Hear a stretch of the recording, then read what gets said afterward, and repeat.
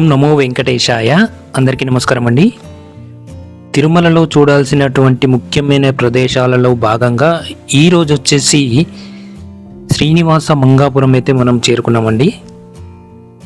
ఇక్కడ స్థల పురాణము శ్రీనివాస మంగాపురానికి ఎలా చేరుకోవాలని చెప్పేసి ఈ వీడియోలో పూర్తిగా వివరించబోతున్నాను ఫ్రెండ్స్. వీడియో కనుక నచ్చితే ఖచ్చితంగా లైక్ చేయండి, షేర్ చేయండి, నా ఛానల్ సబ్స్క్రైబ్ చేసుకొని సపోర్ట్ అయితే చేయండి ఫ్రెండ్స్. ముందుగా ఇక్కడ స్థల పురాణం అయితే తెలుసుకుందాం ఫ్రెండ్స్.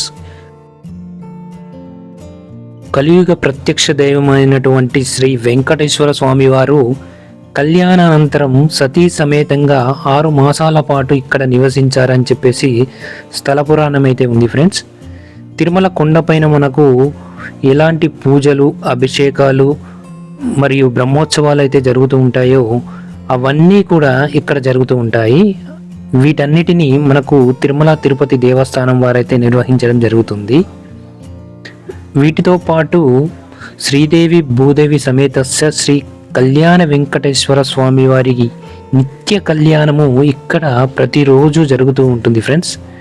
ఎవరికైతే వివాహం జరగక అంతరాయాలు కలుగుతుంటాయో అలాంటి వారు ఒక్కసారి ఈ కళ్యాణ వెంకటేశ్వర స్వామి వారిని దర్శించుకుంటారో వారి యొక్క వివాహం అనేది తొందరగా జరుగుతుందని చెప్పేసి భక్తుల యొక్క విశ్వాసం ఫ్రెండ్స్.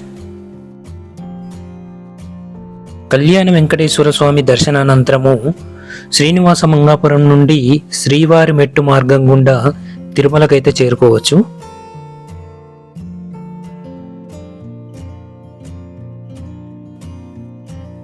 శ్రీనివాస మంగాపురానికి తిరుమల నుండి మనకు 12 కిలోమీటర్స్ డిస్టెన్స్లో ఉంది ఫ్రెండ్స్.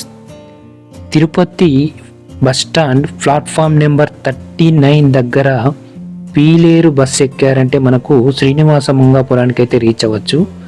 ఈ శ్రీనివాస మంగాపురానికి ఆర్టీసీ బస్సెస్ వచ్చేసి ఈచ్ 1 పర్సన్కి వచ్చేసి మనకు 30 రూపీస్ అయితే ఛార్జ్ చేయడం జరుగుతుంది. ఓకేనా ఫ్రెండ్స్, వీడియో కనుక నచ్చితే ఖచ్చితంగా లైక్ చేయండి, షేర్ చేయండి, నా ఛానల్ సబ్స్క్రైబ్ చేసుకొని సపోర్ట్ అయితే చేయండి ఫ్రెండ్స్. ఇంకా మంచి వీడియోస్తో మీ ముందుకైతే వస్తాను. Thank you from watching.